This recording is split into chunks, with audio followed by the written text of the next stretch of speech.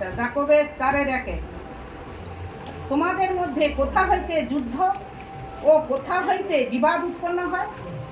তোমাদের অঙ্গ প্রত্যঙ্গ যে সকল সুপাবিলির সাথে যুদ্ধ করে সে সকল হইতে কি নয়? মানে কি বলছে দেখো, কোথা হইতে এই সংসারের মধ্যে এত অশান্তি আছে? একজন থাকলে তার বিপক্ষ কি তেলে উঠে দাঁড়ায় নাকি? তোমাদের অঙ্গ প্রত্যঙ্গ যে সকল সুখবিলাস যুদ্ধ করে সে সকল হইতে কি নয়? তারা সুখবিলাস, আমার অর্থনৈতিক অবস্থা ভালো নয়, তবুও আমি সুখ চাই, আমি ভালো খেতে চাই, ভালো পড়তে চাই। হ্যাঁ, যা আমার দাদা বৌদি দুজনেই সার্ভিস হোল্ডার। আমার ছোটদা সে সার্ভিস হোল্ডার, কোম্পানির ওই এতে কাজ করতো। আমার ছোট বৌদি বলতো অত সব জানিনি, কোথা থেকে আসবে না আসবে আমার জানার দরকার নেই, আমাদের ভালো রাখাটা তোমার কর্তব্যের মধ্যে পড়ে। তাহলে আমি যে একটা স্ত্রী, তাহলে আমার কি রইল? আমি যে স্ত্রী হিসাবে তার সংসারে, তাহলে আমার মাপকাঠিটা কীভাবে রইল? তারা সুখাবিল সংসারে কি অশান্তি আসলো?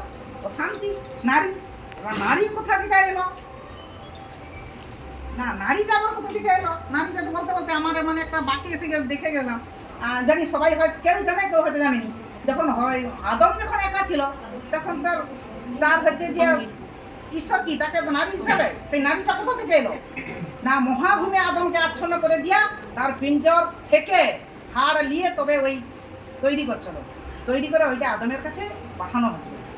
আদম তখন বলছে যে অস্থির অস্থি মাংসের মাংস নর হইতে গৃহীত নারী, নর হইতে গৃহীত মানে একটা নর সে পুরুষ, ওই জন্য নর আর নারী।